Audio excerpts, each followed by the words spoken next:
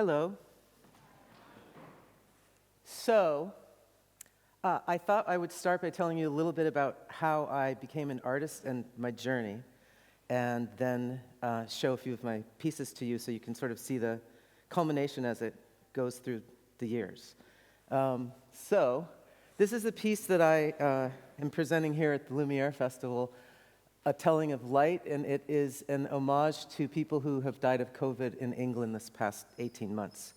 It was a very challenging piece, but also one of the most satisfying things I've ever done. And if you'd like to read more about it, you can read about it in this article in The Guardian. And it just talks a little bit about how the piece unfolded and how we got to where we got to. So I wanted to share with you, this is from high school. I think nobody is told when they're young that they can become a light installation artist. So, and I think it's confusing what it means to be an artist for young people. So I like to just say that I started as a drawer. That's all I knew how to do when I was young. And it wasn't until I was 13 I found a book from the Massachusetts Institute of Technology called Art, Science, and Technology. And in it, I discovered this man named Thomas Wilfred, who was the person who started the Art Institute of Light in 1933 in New York. And he made these spectacular devices. He made a thing called the Clavilux Junior, which was brought out right around the same time that television came into being. And he thought that in people's homes they would love to have this abstract television that could show you works of abstract art over the evening, and you could relax into that instead of watching the news. I think he was right, and I don't know what happened, but you can only find that in a museum these days, or maybe in a VJ event.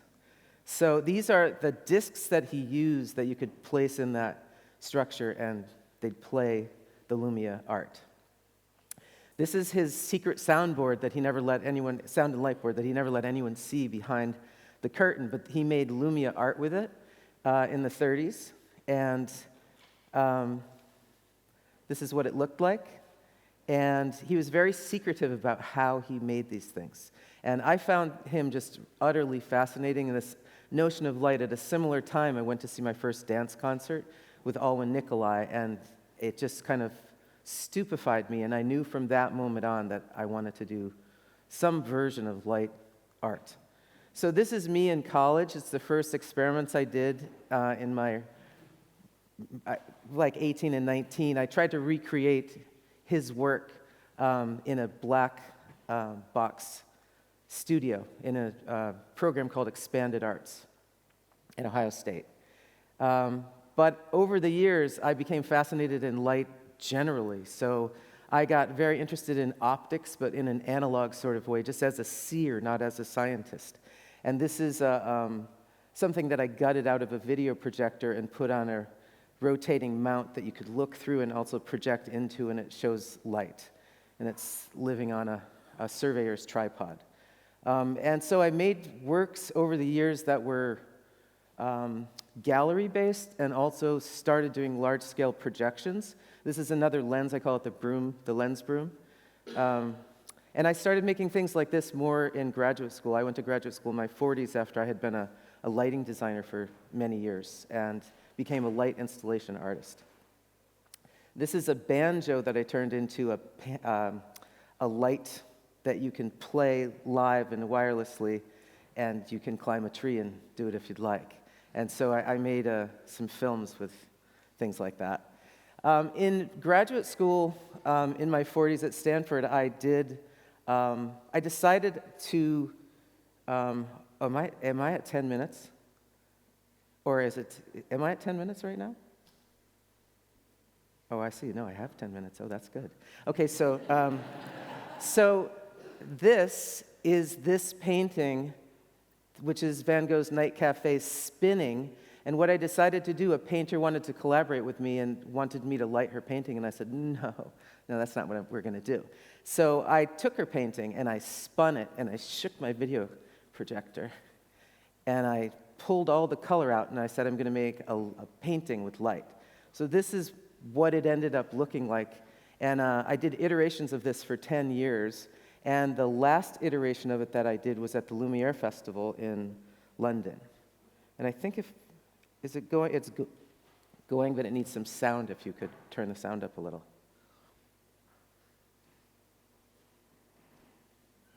No sound? Okay. So anyway, this is that painting, and what I did was I took a print from the video, I laid it down on a billboard, and then I projected the video onto the print. So instead of projecting onto white, I'm projecting onto color, so it's additive and subtractive color combined, and that's what makes the painting look like it's moving. And it's got a really, really beautiful score by Bartók, slowed down. Rhapsody number 5. This is another version of it. It's actually down into the floor, and we built a subfloor and put it in a blue room with blue light. And it's very lulling, and it also has a music score. Music is very important to me in my work. And over the years, I started getting more interested in bringing the public together to have experiences together. So this is a truck that we put a bunch of people in Greece and rode around the back streets, the darkest streets we could find, with a music score again, and projected onto the buildings and the landscape, and had a fairly transformative experience together. So the light changed as you went, and the depth changed. This is a piece I did at the Grace Cathedral in San Francisco, and I'm not going to show you any video of it, but that's just sort of the scale of the cathedral. And it was an hour-long piece that also had a beautiful music score of music from all over the world, and the lights changed very elegantly and slowly, and I used the holy water to project light into to kick up onto the altar and have it move, and it was kind of like that form that was the representation of object in a space that it was otherwise vacant of everything but, I guess, the spirit of being. And it ended with a huge movie light grazing through the stained glass windows and strumming the pillars while Nina Simone played a song called Who Knows Where the Time Goes. We also lit the exterior. So I really love to create public events, events that people can just kind of come upon. I think it's really powerful and beautiful to walk into something that you don't expect and let it transform your expectations of what you think is going to happen that day. And then walk away and remember it the next day. Is this going to run, or do I need to touch it once? I think I need to touch it once. Oh, there's sound. So I'm going to give you a quick little example of what I do. So this is actually an army building that we transformed. We projected video from the inside to the outside and made a score. And this is called Freely Falling Objects.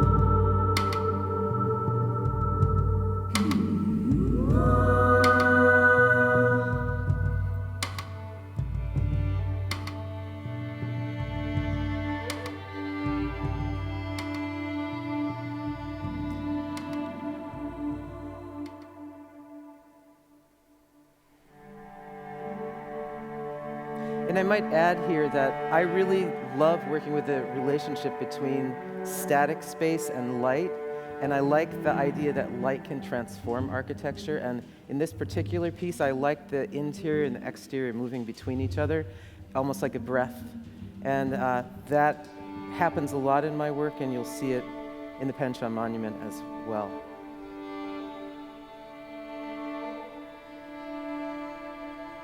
I guess in some ways you would say I like to bring architecture alive. So that takes me to, I think this is Greece again. I really love to have people have wild experiences with optics and have fun together. So I do a lot of projects, this is in Japan, where I just like to instigate wonder. And it's one of my favorite things to do. And this is a piece that I did in San Francisco with optics. And this big piece of mirrored plexiglass on a motor, spinning slowly, and sort of distorting the architecture inside the space. And this was for a virtual reality conference, but I like to create my own virtual reality with analog things, because I think it's important to remember that we're clever with or without really fancy technology, and everyone should have access to making things. So if you look into this mirror and then back up at the mirror above, you kind of see forever, and people wore those glasses and I taught them how to fly. I could do that for you someday if you bring me back. So I'll just go on because I have 2 minutes to show the final piece, and this is the Penshaw Monument. I'm just going to say I highly recommend that you go and see it. It's a very rich experience to be in that field and hear the sound score, which is very beautiful, and it's a great place to remember people you love who you lost, and also just to experience a sublime setting. This is us working on it. The projection is projected from 500 meters away, which is kind of incredible. It's the furthest that this projection company has ever projected. It's two 30,000 lumen projectors, and it's the hardest piece we ever did because what you see on the monument and what you see that we think we're projecting are completely different things, because the monument is black and craggy and it absorbs the image, so you're kind of left with like the skeleton of what you thought you were seeing.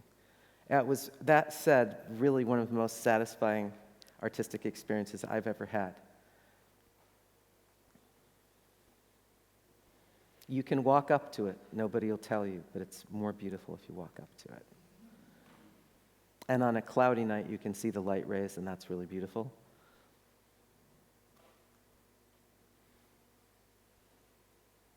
Is it going to move, or do I need to touch it?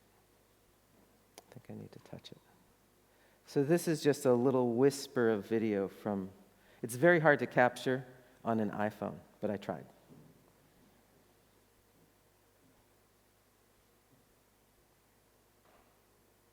And it's way better with the score, which you can download if you decide not to go to the field on the Lumiere website.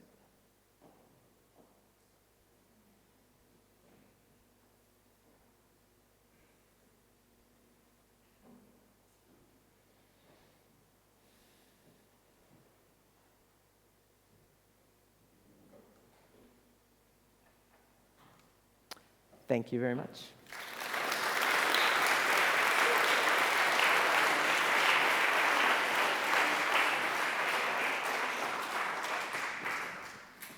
Thank you so much, and thank you for agreeing to come, because I know it was a relatively last-minute affair. I guess one question. I mean, you can probably tell from my voice that I'm not from the northeast of England, but I was born in Brooklyn, so the northeast of America. And are you from the Boston area originally? No, I'm from upstate New York. You're from upstate, okay, Yeah. fantastic. Yeah. I mean, I guess just out of curiosity, is this your first time working in this part of the world? No. It's not? Okay, got you. Yeah. So what would it was previously Lumiere, wasn't it? I've done 3 Lumieres. Okay. This is the 3rd one. Yeah. Okay, yeah. Yeah. So you talked about this one being the most satisfying, as well as, I guess, most challenging. Certainly certainly sounds technically very challenging. Yes. I guess, I mean, ultimately, why do you think it's turned out to be that way? Is it because of the scale of the challenge and being able to come to that? The Or? satisfaction. Okay. Was that a question? Was that a question about why was it Yeah, satisfying? yeah, exactly. I Yeah, think why? I know. So I actually made the score for this, which I haven't done in 10 years since I went to graduate school for visuals. Okay.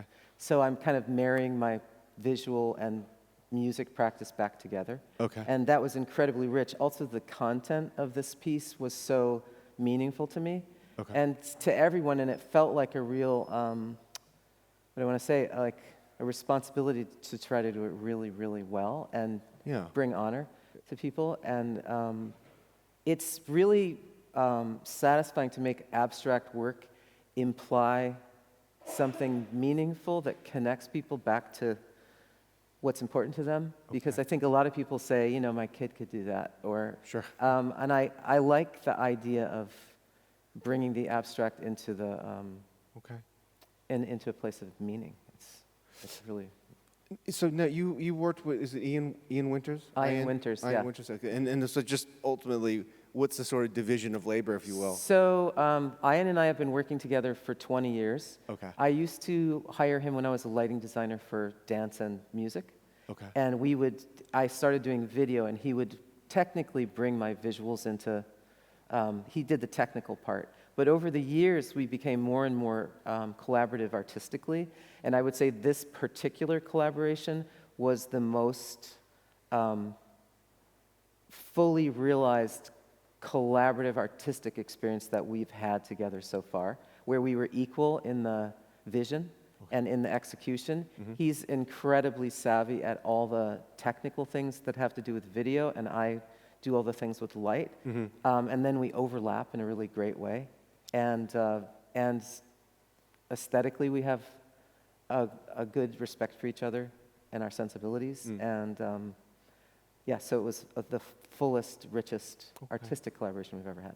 And just one final question before I let you go is, how does a commission like this come about? Is it something from the Lumiere side? They think, oh, we want to, you know, and let's speak to Elaine, So or that's pretty straight ahead too. So I think Helen Marriage is a pure visionary. She instigates and inspires a lot of artists. okay, And she suggested the topic. yeah, And she suggested first one, then one, and then one. This is the 4th site that we landed on, but I think it's the best site for this content. yeah, So she kind of inspires you, and then you execute and interpret her initial vision. okay, And I met her, I don't know, 8 years ago when she was doing a fellowship at Harvard, the Loeb Fellowship. And she was a light Lumiere person, so someone who knew that I was a Lumiere person connected us. nice. So, Elaine, thank you so much. yeah, thank you. Cheers, thank you. Yeah.